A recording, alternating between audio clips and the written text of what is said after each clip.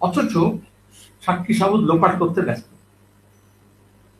Police commissioner, মুখ্যমন্ত্রী, তার ভাইপো সবাই মিলে একজনকে শিখণ্ডী সাজিয়ে সিভিক ভলেন্টিয়ার, ওয়েলফেয়ার পুলিশ বোর্ডের কেউ কেটা হতে পারে, পুলিশের ব্যারাকে থাকতে পারে, চরিত্রহীন হতে পারে, তার চরিত্র ভালো হতে পারে, কিন্তু তাকে তারপরে যেমন সব শেষ, একে এনকাউন্টারে মেরে দাও, একে ফাঁসি দিয়ে দাও, এবং একটা ওপেন হ্যান্ড শার্ট কেস করতে চেয়েছিল। তখন থেকে সন্দেহ আরো মানুষের বাড়ে।